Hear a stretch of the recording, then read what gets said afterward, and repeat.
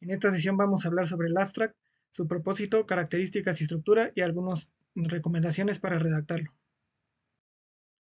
El objetivo de la sesión es comprender la estructura y propósito de un abstract, así como los elementos necesarios para su redacción, y esperamos que los estudiantes desarrollen las siguientes competencias. Identificar las ideas clave de un proyecto para generar un abstract, sintetizar la información esencial de su proyecto en un abstract y redactar un texto coherente, claro y conciso. Al inicio de la sesión le pediré a los estudiantes que compartan la idea que tienen de lo que es un abstract, la discutiremos brevemente y posteriormente les ofreceré la siguiente definición. Es una sección inicial que recapitula los aspectos más importantes de un artículo, por lo tanto ofrece un panorama general del trabajo.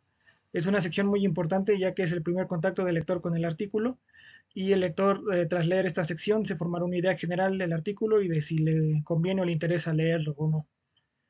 Por ello, debemos resaltar la utilidad para nuestro campo de estudios de nuestro trabajo y debemos de despertar el interés del lector ya que queremos animarlo a que lea nuestro trabajo completo. El abstract tiene algunas características y una estructura más o menos definida. Una característica muy importante es lo que se conoce como las 4 Cs de la escritura. Debe de ser claro, ya que debemos de expresar nuestras ideas inequívocamente, seleccionando palabras y frases que nos permitan expresar las ideas que queremos de manera clara. Debe de ser conciso, ya que debemos usar el menor número de palabras y frases posible para expresar nuestras ideas.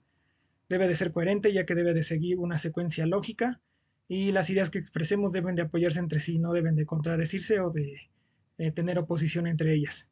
Y además debe de ser completo, ya que en el afán de ser concisos podemos llegar a caer en el error de omitir ideas que pueden resultar fundamentales para la comprensión de nuestra idea general o que pueden abonar a dar relevancia o ser algún aspecto importante de nuestro trabajo. Por lo tanto, debemos de fijarnos en no omitir este tipo de ideas. Un abstract además recapitula los puntos clave de cada sección del artículo y sigue una secuencia muy similar a lo que es el artículo en sí. Vamos a tener antecedentes, métodos, resultados, conclusiones y relevancia. En cuanto a los antecedentes, debemos de mencionar muy puntualmente solo aquellos que son fundamentales para entender nuestro problema científico y que justifican nuestra pregunta o nuestra hipótesis de trabajo y que serán necesarios para que el lector entienda el fenómeno que estamos estudiando. Los métodos, algunos artículos no muestran los métodos como tal, eh, sin embargo, en ocasiones en que se utilizan métodos de alta complejidad, es necesario enlistarlos, explicarlos brevemente para que el lector entienda lo que hicimos y cómo lo hicimos. Por lo tanto, dependerá de nuestro trabajo y nuestra pregunta científica el considerar si enlistamos o mencionamos los métodos o no. En cuanto a los resultados, más que hablar puntualmente de cada uno de los resultados o de resultados específicos, debemos de generar una o algunas oraciones en las que expresemos la idea global de lo que los resultados mostraron, si confirmaron o no nuestra hipótesis o cómo respondieron a nuestra pregunta de trabajo. Si consideramos también que algún resultado particular es muy importante, podemos mencionarlo brevemente.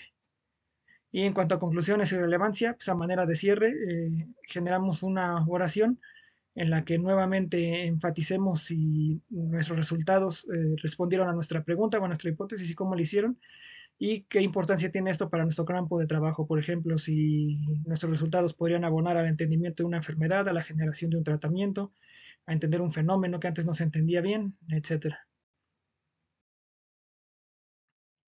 Y en cuanto a la redacción, por lo general el abstract es la última sección que se escribe, ya que debemos de tener ya la información completa y tener nosotros mismos una idea general de lo que nuestro trabajo arrojó. Debe de ser breve, por lo general menos de 250 palabras en uno o dos párrafos. Y hay que considerar que no es un inicio de la introducción. Algunos autores, incluso en trabajos publicados, he visto que consideran al abstract como un inicio de la introducción, donde empiezan a describir antecedentes, fundamentos y demás para ya después abrir propiamente la introducción. Esto no es correcto, ya que como les mencioné, el abstract debe de dar un panorama general del trabajo. Por otro lado, toda la información que mencionemos debe encontrarse en el cuerpo del trabajo. No es correcto mencionar algo que en el abstract que después no estará en el trabajo en ninguna sección. Debemos también de evitar acrónimos, abreviaturas, ya que muy probablemente el lector no estará familiarizado con ellas y si las incluimos solamente lo vamos a confundir. Por lo tanto, cualquier término que usemos debemos de escribir el nombre completo para mejorar la comprensión. Debe de tener una secuencia lógica, como mencionamos, pero también debemos de escribir en orden cronológico los eventos de acuerdo a lo que hicimos o a lo que describimos en el artículo. El lenguaje debe de ser sencillo, reducido y entendible, ya que en la literatura científica a veces es común tender a usar un lenguaje muy formal o incluso palabras muy elegantes o muy rimbombantes. Esto no es necesario. Entre más simple sea nuestro lenguaje, mejor va a ser la comprensión del lector. Y para escribirlo, se recomienda empezar por leer el texto completo e ir identificando las ideas clave de cada una de las secciones. Posteriormente, con base en estas ideas clave, escribimos un borrador inicial, el cual no debemos de modificar de inicio, simplemente escribirlo y posteriormente haremos una revisión en la que podremos determinar si debemos de quitar palabras, si hay palabras que estén de más o frases que estén de más, modificar frases que posiblemente no sean claras o por el contrario si omitimos algún contenido que puede ser importante. A continuación veremos un ejemplo de este artículo titulado La activación del receptor humano de insulina por péptidos no relacionados a la insulina. Y bueno, como actividad en la clase le pediré que conmigo a los alumnos que vayan leyendo las frases y vayan identificando a qué sección del artículo correspondería y cómo está redactado, si consideran que está bien redactado o no. De inicio, los autores nos hablan un poco sobre el receptor de insulina y como vemos aquí mencionan que es importante para la homeostasis de la glucosa. Nos dan algunos datos más sobre cómo se activa y sus características. Por lo tanto, aquí están hablando de antecedentes. Y bueno, como pueden ver, la conclusión a la que debemos de llegar en la actividad es que en unas pocas oraciones nos están dando información muy puntual, que es lo que necesitaría el lector para entender qué es el receptor de insulina, cómo actúa y posteriormente esto qué implica sobre la pregunta de trabajo. Después aquí mencionan la frase: de particular interés terapéutico es saber si la señalización del receptor de insulina puede ser replicada por otras moléculas que no son insulina. Aquí están enlistando o exponiendo los autores su pregunta e hipótesis. Ellos quieren saber si otras sustancias que no son insulina pueden activar el receptor de insulina. Después nos mencionan que ellos identificaron a un polipéptido que ellos denominan como 33-mer y que presentan estructuras obtenidas mediante la técnica Cryo-EM Single Particle. Aquí evidentemente nos están hablando de los métodos y pues sí vale la pena en este caso que mencione los métodos, ya que es una técnica compleja que proporciona un tipo de información muy específica como son estas estructuras, por lo tanto es importante que el lector lo sepa y lo entienda. Y posteriormente en cuanto a los resultados, aquí nos mencionan que este polipéptido denominado 33-mer efectivamente se une al receptor y dan un poco de información aquí de cómo la estructura interactúa.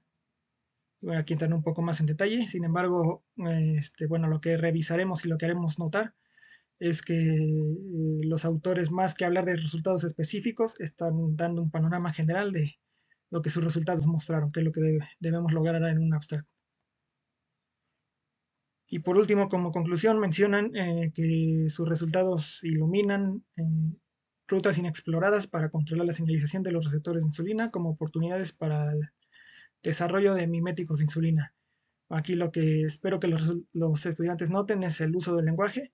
Es un lenguaje un poco complejo que pues realmente no abona mucho a la comprensión, por lo cual usando un lenguaje más simple, en este ejemplo se podría entender mejor la idea. Y bueno, sobre esta base revisaremos este abstract y buscaremos llegar a este tipo de ideas. Como actividad práctica, basándonos ya en el trabajo propio de cada uno de los estudiantes, para preparar su abstract se les pedirá que identifiquen los puntos clave de su trabajo y que seleccionen 6 palabras clave con las que podrían definir el proyecto y posteriormente que respondan a las siguientes preguntas: ¿cuáles son los antecedentes fundamentales para entender su trabajo? ¿Qué métodos se deben de mencionar o si no se deben mencionar del todo? ¿Cuál es el o los resultados clave que responden a la pregunta de su trabajo y si confirman o niegan la hipótesis propuesta, cómo lo hacen? ¿Cuál sería la conclusión general y la relevancia para el campo de sus hallazgos? Y con estas preguntas que preparen 2 oraciones a partir de las cuales iremos formando un borrador inicial. Con mi ayuda y bajo mi guía irán preparando este borrador y posteriormente recibirán retroalimentación de los compañeros en que pues, bueno, darán su opinión sobre cómo se preparó este abstract y cómo mejorarlo para ya generar una propuesta final. Y esto sería la propuesta de mi parte. Muchas gracias por escuchar.